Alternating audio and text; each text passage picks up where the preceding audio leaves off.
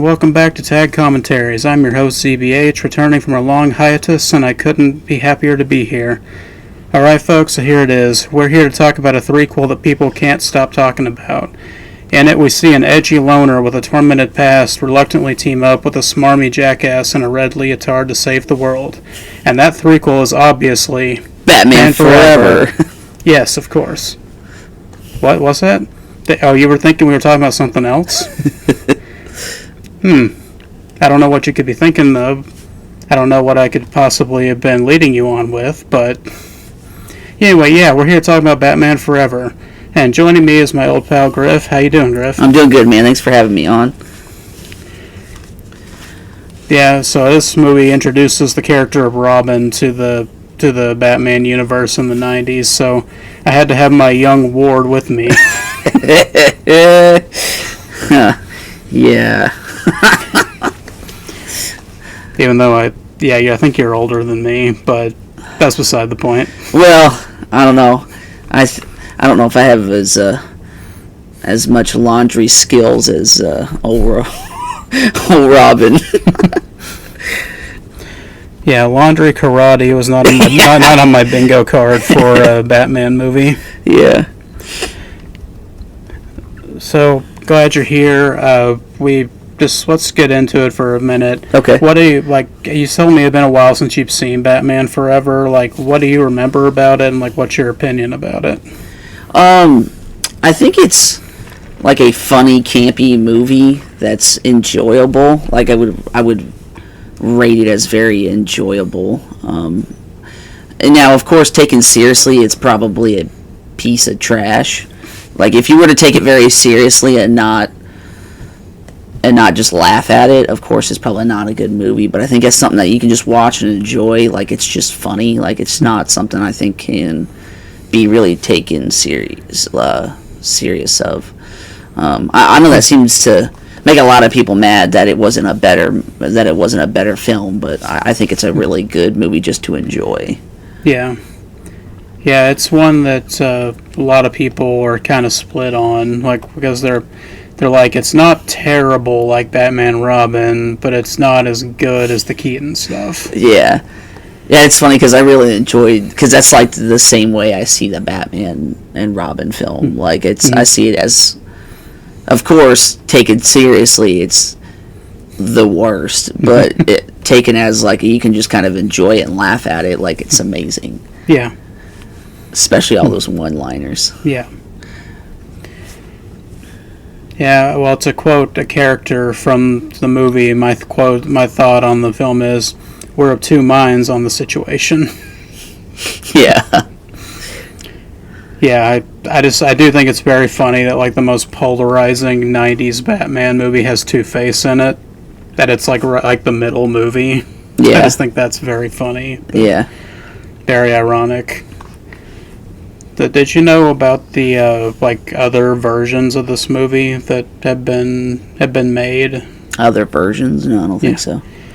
Yeah, so there's a couple. Obviously, this wasn't the original idea Joel Schumacher had for the third Batman movie. Mm-hmm. He wanted to tell a much darker story. Like you can tell kind of in the visuals and stuff that, like obviously he didn't want it to be a cartoon. He wanted it to be kind of a drama with Batman and everything, but just with all the camp and stuff was just kind of shoved into the movie. Yeah. But like before that, Tim Burton was going to make a third one with, and he was going to bring back Billy D. Williams to play Two-Face because he was Harvey Dent in the very first one. Yeah.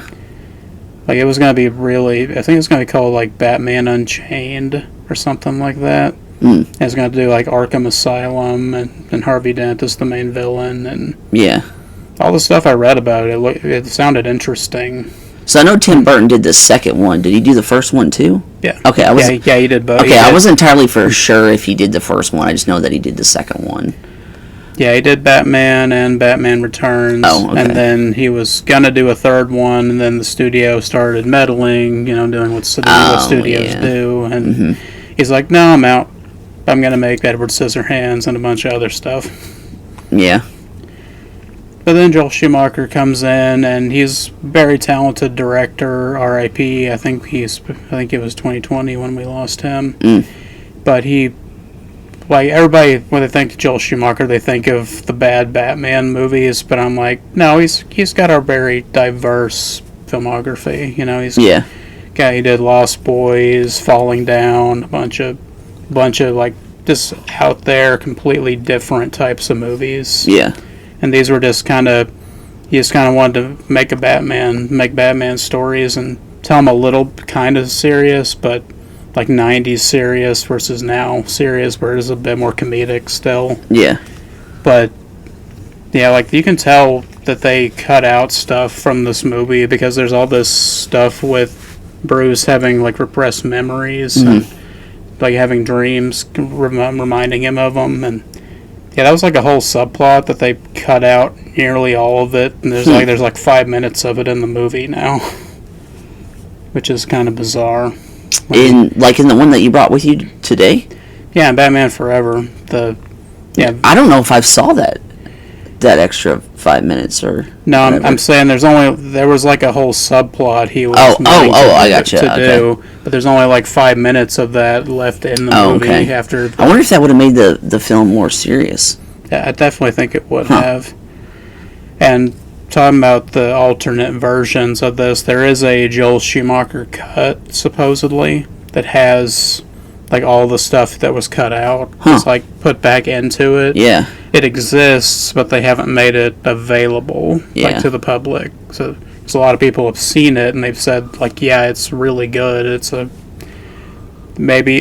on what you're looking for, it's an improvement of the movie. But I was like, I just hope I can see it at some point because I'm curious to see how that darker tone works with the stuff that we know is in the movie, and then what all they did cut out. Yeah.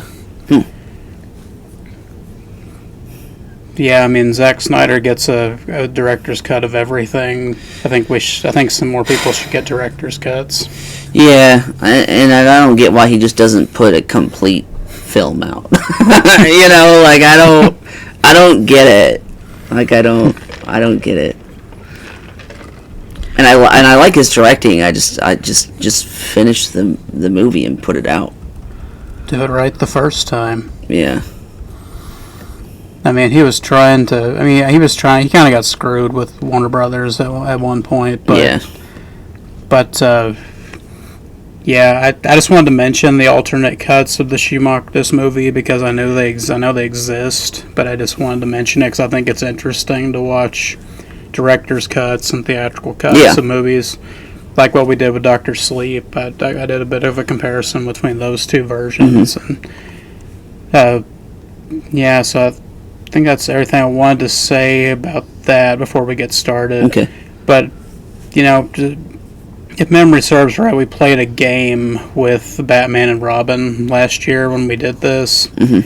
So we're going to also play a game with this one just to be fun, but instead of using a bunch of coins, we're just going to use one coin to do this. I brought it. Okay. So, like I said, Two-Face is one of the main villains of this movie, so I'm like, well, you got to do a coin game if Two-Face is involved, because since we already have that coin game that's set up from the first one. So, my game I came up with is every scene Two-Face is in, we're going to flip the coin. And if it's heads, we praise the movie. Like entirely, like all of our comments in that scene are positive. If we flip it and it's tails, all of our comments have to be negative. Okay. Okay. You're gonna have to remind me. I will. Remind me when we do that because I don't want to mess the bit up. Okay. Oh, this is going to be fun. And you came up with this. This is awesome. This is a great idea, dude. Okay. Well, go ahead and give us a flip just so we can get a crunchy audio for that for the people at home. So, you want me to reveal it? Yeah, go ahead. Heads. Okay. Okay. So for the first Two-Face scene, we'll do positive, but then every scene after that, we flip. Okay. And it'll be positive or negative depending on the depending on the chance that we have. Okay. So I like that idea. That's an awesome idea. Because this is a movie that's very divisive, kind of all over the place, and I just think it fit perfectly. You could say like a glove. Yeah. If So- we could only find some good comments. Yeah, so we'll go ahead and jump into the movie now. Thanks for being here, everybody. Thanks for coming back. Because I'm going to try to make this like an annual thing that we just do a Batman movie. Oh, okay. And we just do it because Batman and Robin was just a fun experiment. See Yeah, if we could do it was. this. And it didn't entirely work, but it's fine. Yeah. It's available now, so you can listen to it. Yeah. But yeah, so we'll get started in just a moment. And you good to go, Griff? Yeah, I'm ready. All right, let's do this. All right. We come to this place for magic. We come to AMC theaters to laugh, to cry, to care. Because we need that, all of us. That indescribable feeling we get when the lights begin to dim. And we go somewhere we've never been before. Not just entertained, but somehow reborn. Together. Dazzling images on a huge silver screen. Sound that I can feel. Somehow, heartbreak feels good in a place like this. Our heroes feel like the best part of us. And stories feel perfect and powerful. Because here, they are. AMC Theaters. We make movies better.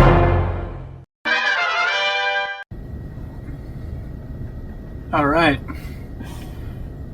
Well, everybody, hope you're still with us. That's Batman Forever.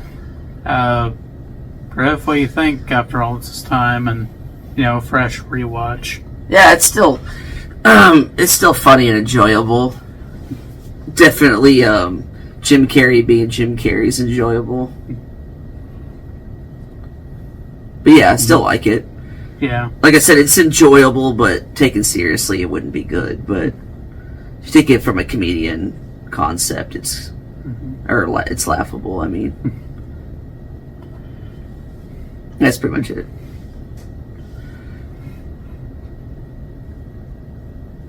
Yeah, he's not Paul Dano, though, is he? No. No. Couldn't get two more different takes on the same character. Yeah.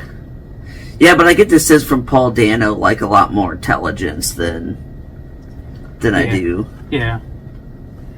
with Jim Carrey. So, like I asked you on the Batman and Robin commentary, so I was going to ask you to cast. Who would you cast as a character from this movie that we haven't seen in the Reeves universe yet? Who would you want to play Two-Face? I didn't even get time to think about that question, so I didn't really either. yeah. So I got nothing. Let's just spitball for a second. Who you think would be a good one? I don't even. I really honestly couldn't even think of anybody. Like, even if I sat down and I was thinking about it when you told me today, and I was like, I really can't think of anybody. I'll think about it at 2 a.m. I'll be like, oh, I know somebody. But right now, no, I've got nothing. Specifically at 2 a.m. because it's Two-Face. Now, if you asked me a week ahead, I probably could have came up with something. But since it's today, I've got I have no idea. Yeah. I don't know. I didn't really have a plan for that either. Yeah. I was just going to throw it out there as a Yeah, possibility. isn't he doing something with the DC universe right now? Who? James Gunn. Yeah, they're rebooting everything. But the Batman stuff is going to be separate. It's an Elseworlds. They've said specifically. Okay. So nothing's getting changed there. It's just like the new Superman, new Justice League, that stuff's getting changed. Yeah. So is he directing all of that? I know he's directing Superman. That's the only thing I know. I wonder what he's going to do with Superman. I don't know. Apparently, a lot of other characters, like he's incorporating a lot of other DC characters, like really setting up like a Justice League before a Justice League film happens. Yeah, because like, are they going to have like another new person play Batman? Yeah, that's what I mean. I think that has to be. Yeah, if they're going with the. Jeez, dude, I'm losing count on the universes. amount of people that's been playing Batman. Yeah.